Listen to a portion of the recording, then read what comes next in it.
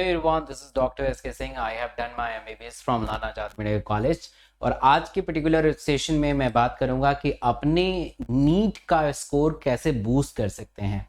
अगर आप किसी भी मार्क्स में अटक गए हैं, मोस्ट प्रोबेबली 550, 600, तो you have to score better, right? तभी आपका सिलेक्शन नीट में हो पाएगा, अदरवाइज नीट में सिलेक्शन नहीं हो पाएगा, क्योंकि the most probable cut off जो बताया जा रहा है करीब 620 से लेके 650 के बीच में होना चाहिए। तो आपका जो स्कोर है, आपका भी स्कोर करीब 650 ही होना चाहिए। तो इस पर्टिकुलर सेशन में बताऊंगा ऐसे इंपॉर्टेंट टिप्स जिससे आप अपने नीट के स्कोर को बूस्ट कर सकते हैं। कुछ बेसिक चीज़ों को ध्यान रखना है कि हम क्या करते हैं कि जो गलती को कर देते हैं उस गलती को बार बार दोहराते रहते हैं और वही जो सीन होगा वो 12 सितंबर को होगा, फिर से वही क्वेश्चन आ जाएगा और उसको भी आप गलत करेंगे। तो आज से ये प्रण कर लीजिए कि अगर कुछ भी क्वेश्चन गलत हो रहा है तो आपको क्या करना है, उस पर ध्यान देना है। उस गलती अगर आप कुछ भी क्वेश्चन में कर रहे हैं, लाइक फिजिक्स हो, केमिस्ट्री हो, बायो हो, तो उसको एक सेपरेट नोटबुक पे लिखिए कि ये मेरे से गलती हुई है, इस टॉपिक का ज्ञान मुझे नहीं है, कौन सा फॉर्मूला अप्लाई हो रहा है, कौन सा टॉपिक है, उस टॉपिक को बार बार रिकॉल करिए। तो ये होना बहुत जरूरी है।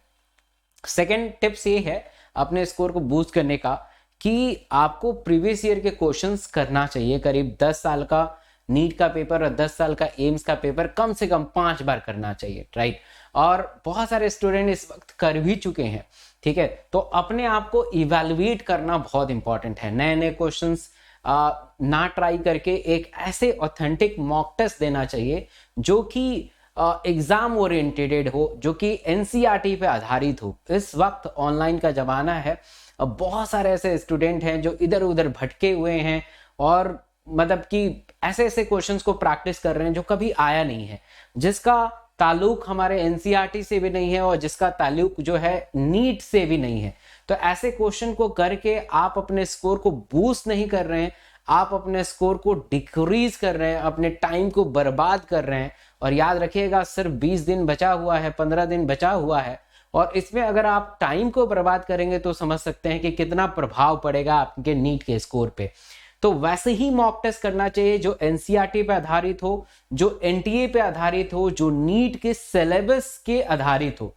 तो ऐसे मॉक टेस्ट को सर्च करना बहुत इम्पॉसिबल सा है, बट यस, अनअकैडमी लेके आया है एक बेहतरीन मॉक टेस्ट जो आपके लिए फ्री ऑफ कॉस्ट है। और ये इसलिए बेहतरीन है क्योंकि अनअकैडमी के एजुकेटर जो टीचर हैं उन्होंने खुद ही सेट किया है।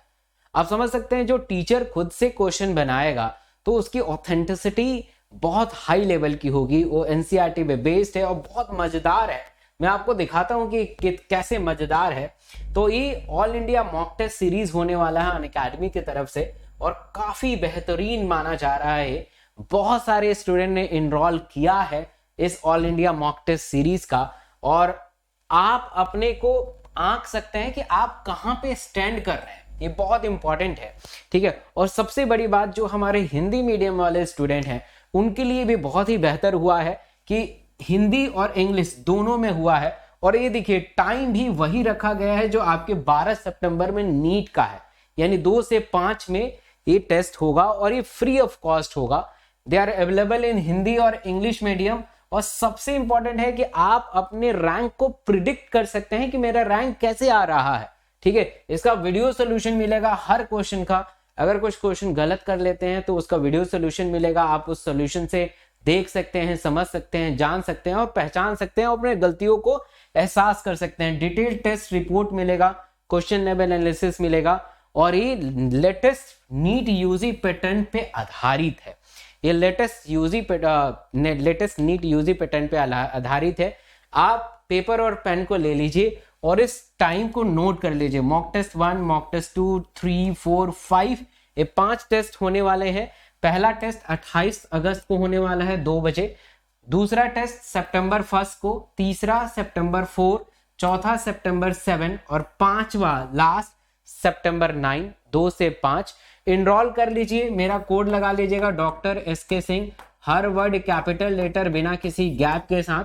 तो आप इसे फ्री में इनरोल करेंगे और इसका लिंक मैं अपने टेलीग्राम पे भी पोस्ट कर दूंगा ताकि आप अपने आप को जज कर पाए, पहचान पाए। तो ये टेस्ट जरूर दीजिएगा। इस टेस्ट के देने के बाद अगर इसमें कुछ सॉल्यूशन में गड़बड़ी हो या कुछ आंसर आपको नहीं आते हो, आप पेपर में लिख लीजिएगा, उसको बार बार रिकॉल करिएगा। तो ये तो दूसरा टिप्स हो गया।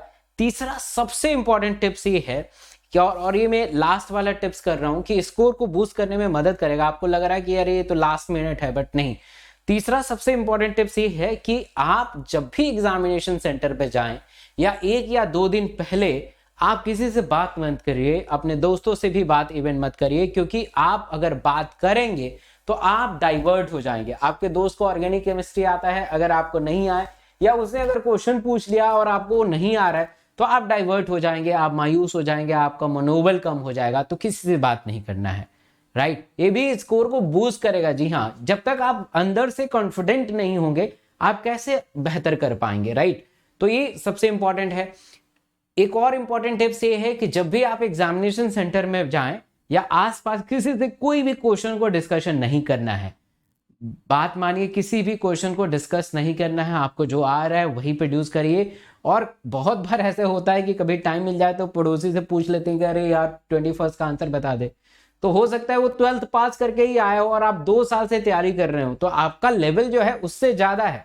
आप उस व्यक्ति को कैसे जांच सकते हो? तो जो भी आता है अपने दम पे दीजिएगा, बेहतर करिएगा और रिलैक्स होकर एग्जाम दीजिएगा। आई एम श्योर कि आप सिलेक्ट होंगे और बेहतर करेंगे। Thank you so much all of you. Thank you.